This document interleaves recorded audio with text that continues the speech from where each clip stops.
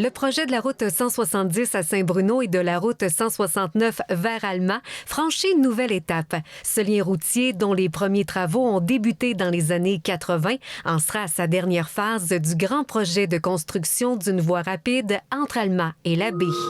L'étape qui vient d'être franchie, c'est le dépôt de l'avis de projet, qui est vraiment une amorce pour l'étude d'impact sur l'environnement. Les gens sont consultés actuellement, et ça jusqu'au 29 avril, pour vraiment venir mentionner au ministère des Transports leurs préoccupations en matière d'environnement. Donc, le ministère des Transports a fait un avis de projet là, qui contient, grosso modo, qu'est-ce que le projet, puis également les enjeux ciblés là, par le ministère des Transports. Puis les gens sont invités à soit bonifier ou en ajouter des nouveaux, là, des préoccupations sur les enjeux environnementaux. Et après ça, ça va être l'étude d'impact sur l'environnement qui va s'amorcer et qui est censée être déposée là, à l'automne 2022. C'est vraiment un projet qui est attendu depuis très longtemps. Mais pour les citoyens et les citoyennes, qu'est-ce que ça va améliorer? Donc, on est aux abords de la route actuellement. Il y a beaucoup de bruit. Donc, entre autres, ça va être le bruit qui va diminuer, les vibrations.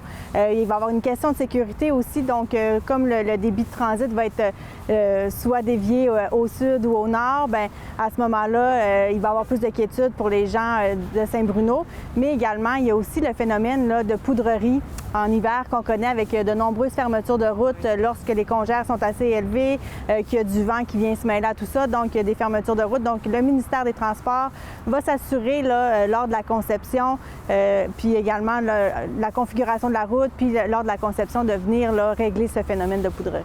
C'est environ 14 000 véhicules qui circulent sur la route 170 à Saint-Bruno, dont 50 des déplacements se font en direction d'Alma par le rang 6. Plusieurs scénarios sont analysés par le ministère des Transports.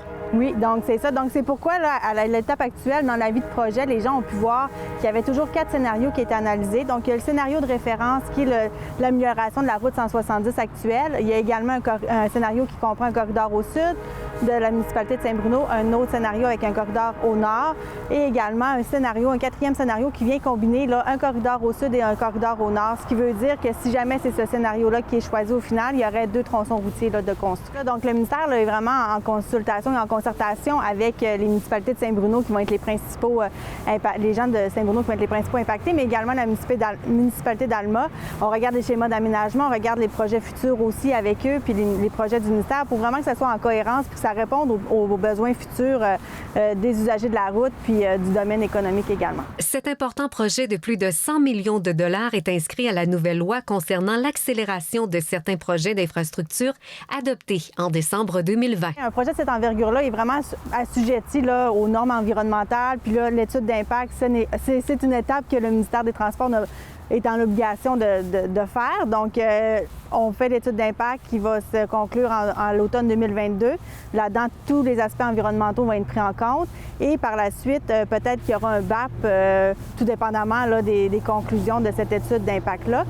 Aussi, il y a la loi sur l'accélération de certains projets qui a été adopté en décembre dernier. Donc ça va permettre des assouplissements au niveau environnemental, mais c'est pas qu'on est plus éligible à passer le processus environnement, c'est plutôt par rapport au délai qu'il y a des assouplissements, puis également en matière d'acquisition, parce que peu importe le scénario retenu, il va sans doute y avoir des acquisitions. Pour l'instant, il est trop tôt parce qu'on n'a pas de choix d'arrêter sur un scénario.